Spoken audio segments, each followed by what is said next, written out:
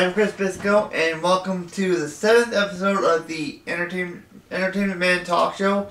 I believe today is actually our halfway marker of the season. We've finally gotten halfway. We do apologize for being late with filming. We haven't been filming lately. Been a lot of changes in the office, obviously you can tell. One thing is my desk area is all cleared off and there's no top piece anymore and it's been repositioned.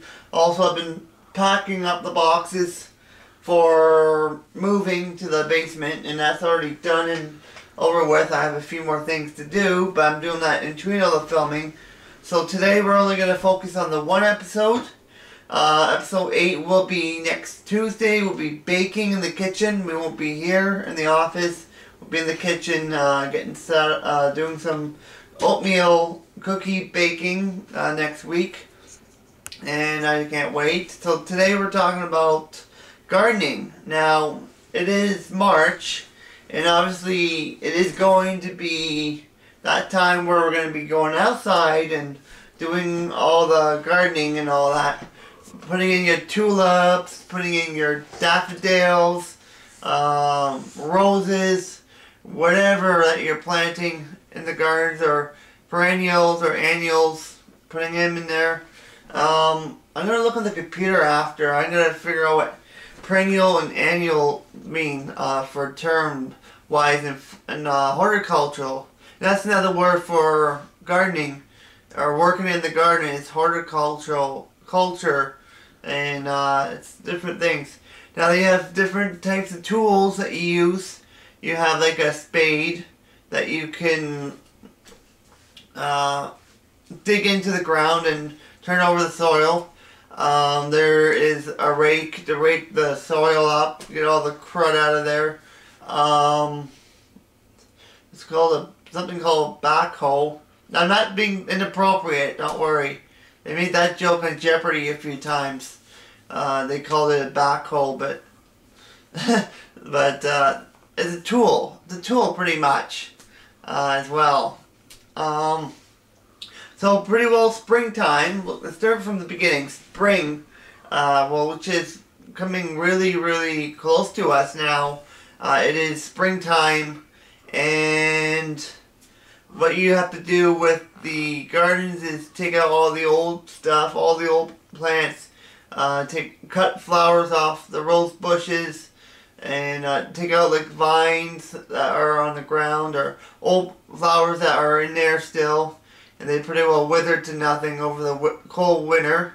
So you just take a spade, you take them out, you turn over the soil, make sure a fresh amount of soil coming out, like the soil is nice and fresh and it's just all nice and pretty looking, and then you would start planting your flowers. Now there's certain flowers for spring, summer, and fall, and there's ones that can come back every year, like roses, tulips, daffodils is another one.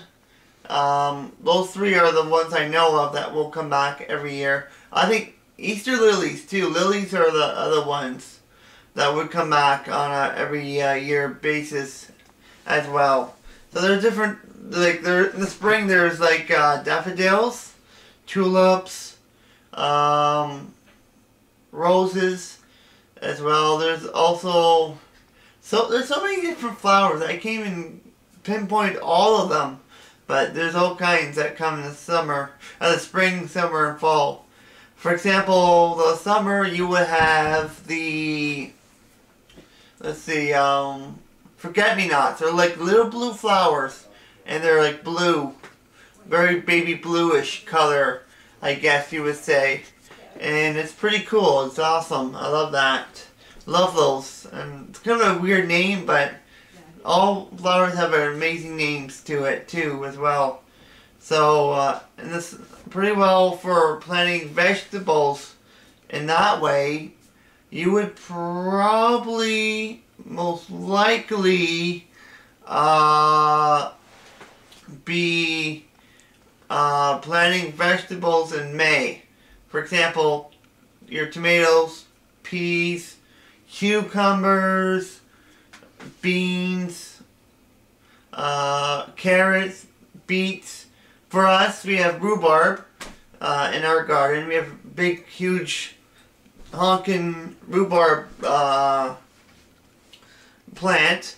Too bad it was too much snow back there. I can take you out there and show you where, but maybe in the summer, maybe I can do that like a separate podcast for that, but as well. But yeah, like we have rhubarb. We used to do carrots, beets, peas, beans, cucumbers, pumpkin. We used to grow like a big pumpkin plant as well. They weren't big, but it was perfect. And Halloween we would use it for our Halloween pumpkins. That way we didn't have to buy any, but now we do. Because we only do tomatoes and cucumbers as well. We also grew peppers here on my property here. Peppers. The red and green peppers as well. So vegetables you probably plant in May. Especially, yeah, May, because you have to give it time to grow, the water, the rain, anything that will help it grow bigger and better. Now, when it comes to cucumbers here on my the house property here on the side of the house, our cucumbers are huge. They're like about this big. You can probably see my eyes through it. This big, and they're like this long. They're like gigantic cucumbers. It's just crazy. Our carrots used to be long and fat too. Like they used to be like maybe about that fat, size of my hand, like this. I can't do it, but like that. So it was just amazing. And the beets were pretty good size too. It was awesome to have all those as well. So that's the gardening portion. Because there's so much to do with gardening. Like there's your flowers, vegetables. You gotta take care of it in the summertime. I guess also when you're gardening you have to water. Now here in Ontario there's a special rule that you're only allowed to do water in the morning because it might kill the flowers or something and whatnot. I know I'm fiddling with my stalks right now. So it probably kill the flower. I don't know. You're only allowed to do it in the morning, which is stupid. What about the people that are going to work early? They have to leave for 7 o'clock. They can't water until they get home. That's just so stupid. So, but my parents do it. They do it in the evening, and they water, and they also have to water the grass, because that's another part of gardening, is you gotta do the grass as well, so you can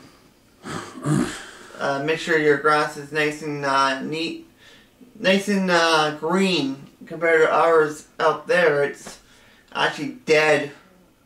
Ours end up getting dead as well. And I guess also another thing with gardening, you gotta make sure there's no grubs or insects going after your plants, because they would just eat away at the plant and the vegetables like tomatoes. You'll have like holes in them and they won't be no good anymore. So that's another good example of why gardening is so important, to maintain your garden on an everyday basis. Now, I'll talk about some of the plants, but we're going to take a quick break, and we'll be right back after these messages. Alright, welcome back. I just grabbed some stuff from the internet, even though my printer was spazzing out today. It was spazzing out just like a minute ago. I just looked up different types of plants here. There's cactus, but they're actually called cacti. It's like a short name for cactus, pretty much. There's flowers like I said, daffodils, tulips, forget-me-nots, There's also herbs such as like aloe vera. That's actually good for your cuts on your finger. There's an example right there. There's a finger, I gotta cut my knuckle there. And if I had aloe vera, I would actually put a little bit on, and it actually would heal very fast.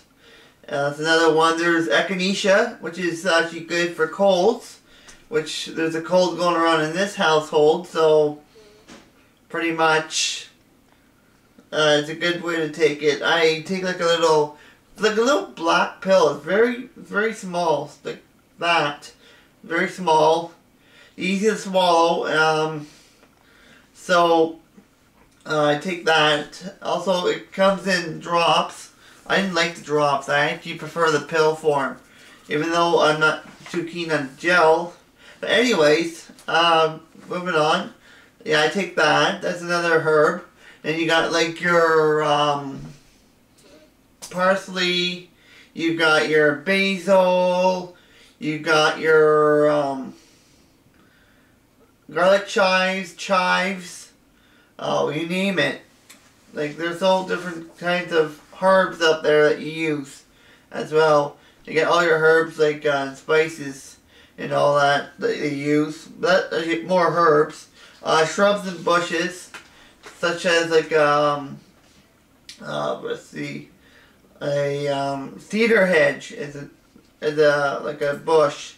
It can come in a bush pretty much. Cedar also can be a tree, which I'll get to trees in a minute.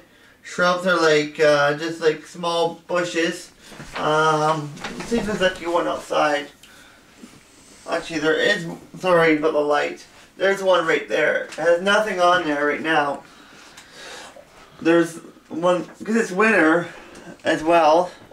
It's winter right now, but that's the bush right there. And actually right in that corner, very corner, is where our, what do you call it? Our, rhubarb is, where it sits. But that's a bush. That's a hedge, or a bush, or a shrub, or whatever you want to call it as well. I'm going to close the curtains again, sorry. Makes it easier on the lights. The lighting in this room. Trees. Now you got your oak tree. You got your maple tree. Actually, I have a list here. And I already went through, vegetables.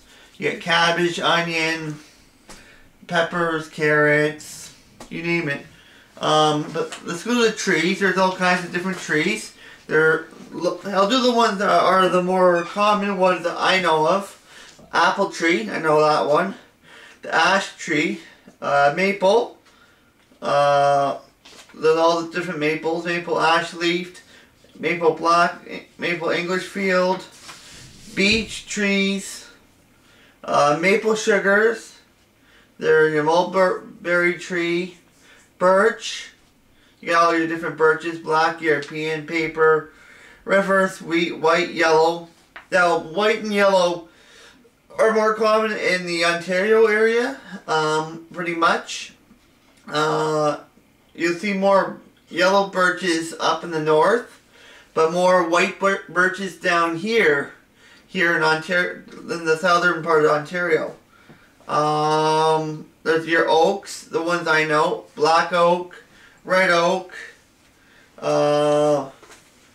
poison oak. Well, there is a such thing, don't worry. But there's all these other ones, like northern red, there's like black oak, white oak I think was another one, yeah. Now, same with that. There's white oak and there's red oak. There's so many different oaks. There's one kind that's in northern Ontario, I believe that is white oak. But there's differentiality of all that. Like, one oak has rounded, one of them has like a point. That's like a point of the tree. So, not the tree, but of the leaf. I'm trying to remember. If you guys know what I'm talking about, leave a comment in our YouTube comments there. Let's see how many of you guys are understanding what I know of the trees. Olive, the Russian olive, I know that one. And then of course you got your cedars. Eastern red, northern white, red cedar.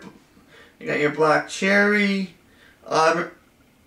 American chestnut. Now, I haven't seen any here in Oshawa, but I have actually seen them in Toronto by the ROM area. So it's pretty interesting stuff right there. And then, let's see what else. Cottonwood I've heard of. Oh yeah, pines. There's one I would know. Australian pine. Actually, we have one on the property. Or we did, but it's gone now. But we took it down last year. But we had, I think, an Austrian pine. Eastern white. We have Norway pine. Red pine. So, white pines. We have white pine more down here. And the Austrian pines are also down in this area. But northern Ontario, they have both. The white and the red pine. But red pine is more the popular type of pine that they have out there. And actually it's pretty awesome. And actually Silent Lake is what I'm referring to. Silent Lake Provincial Park has a whole load of pines. And when the wind hits the branches, it just makes that awesome sound effect. I'm going to try to record it one day. The sound effect. Elm. Now, elm is not as popular anymore. They are starting to disappear because of the elm disease on the trees. So they are no longer. They're starting to fall apart. They're starting to become extinct to the public eye now. So it's changing. The trees doesn't exist anymore. Ginkgo. Now we actually have a ginkgo tree out in the front. Now I don't know if I want to. Actually, you know, let's go for a little tour, a little road trip here. I'll show you guys. I'll show you what ginkgo is. Okay. Not this tree here, guys. Not this one. But that one in the middle there. Between that one, that one, that one. Yeah, that's the ginkgo tree. They have a weird looking leaf. They have a very, very, very weird tree. Go back up in the studio. Chris? Yeah. Annuals are plants you plant every year. Perennials, they keep coming back every year. Okay. And then there's biennials, which come every 2 years. Okay. Oh, you just heard that. Biennials is every 2 years. Perennials that come every year. Annuals come something like that. So that was actually the ginkgo. It's a funny name, I know, as well.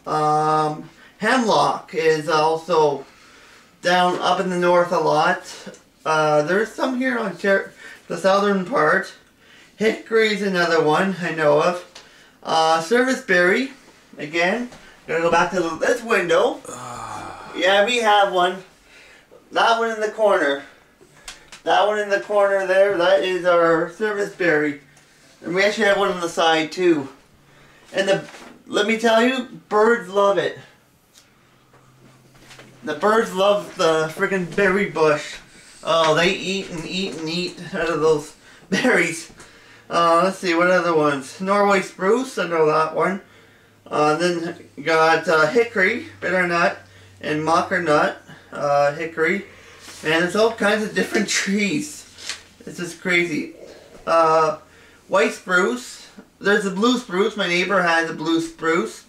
Actually. Sycamore. We actually have one off of Grandview. And I forget what the name of it is. But it's like a little street there. The bus goes by, but the sycamore is right there. Tamarack. This one you don't hear of much. Okay, that was weird.